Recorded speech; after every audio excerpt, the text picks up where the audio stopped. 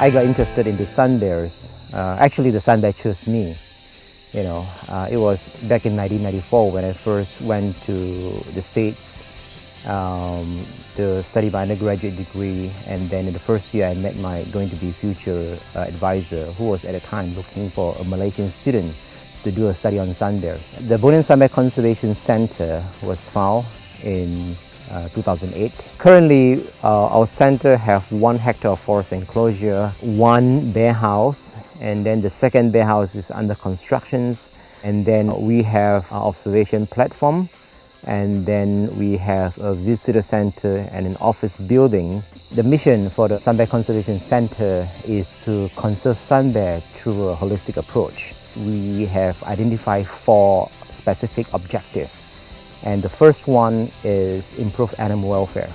That is to rescue all the captive sun bears that we know of, and then improve their living conditions. The second is to educate the public about the sun bear. The third one is research. Sun bear is still the least known bear in the world, and we want to keep it up with our research and in order to know more about this species. And finally, for those bears who still have the chance to go back into the wild, we want to give those captive bears a second chance to be able to live like a wild bear.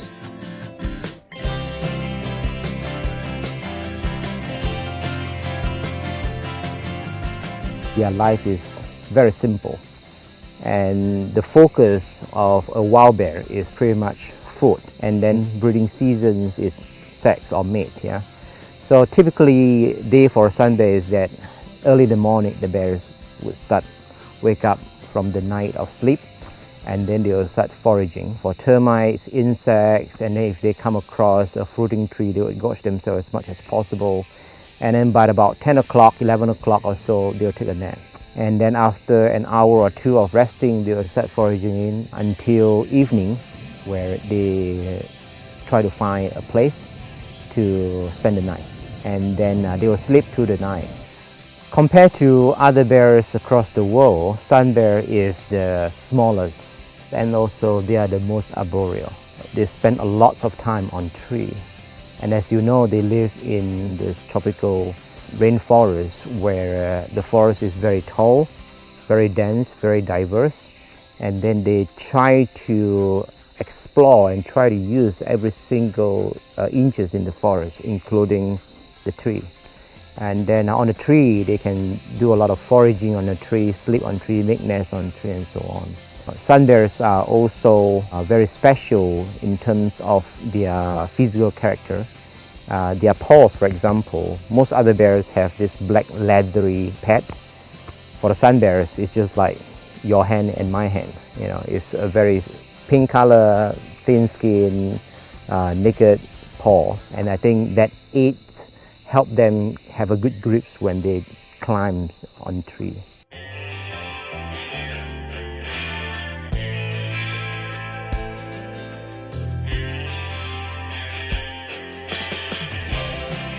The 3 threats for the sun bears are deforestation and loss of habitat. Second is poaching for bear parts. And third is pet trades, keeping sun bears as pets. Every time where the Sabah Wildlife Department heard there are somebody keep a sun bear, they would go and confiscate the sun bears and send to us, so we take care of them. When the bears first arrive, depending on the age, we assess their health and then take blood sample, do measurements, and do a thorough health check to make sure that there's nothing wrong with this bear. There's no disease or sickness, or this bear is healthy. Then typically we quarantine them for at least 30 days. After the quarantine period, we move them to our bear house where they can have contact to other bears by the side of the cage. The next process would be trying to integrate them into a group. Depending on their sex, depending on their age, we try to mix them in one group. Then they are let out at our forest enclosure. We let the bears out in our forest enclosure about 8:30 or 9 o'clock, and then they are all housed in the bear house at about 4 o'clock when they were given their dinner. We all need to know that as a human being, we need forests to survive. Forests give us clean air, clean water, stable climates, and lots of natural resources. The forest needs SUNBEAR. SUNBEAR play very important roles in the forest ecosystems as seed dispersal, as forest doctor to keep the termite population in check and healthy equilibrium. The SUNBEARs helps to create nesting site for many other wildlife species, so they are forest engineer. And then SUNBEARs also help to enhance the soil nutrient cycle. Over the last 15 years, although there are some study on SUNBEARs, we know some general ecology of SUNBEAR. However, there are still some unknown questions that we need to answer desperately. Say, for example, how many animals, how many SUNBEARs are there in the wild? And then the other thing is that at various habitat type, we do not know how the bears use, say, for example, a mangrove forest. Yeah, we still do not know how the bears use this forest fragmented by agriculture. We have very little information or no idea on the mortality rate of SUNBEARs in the wild.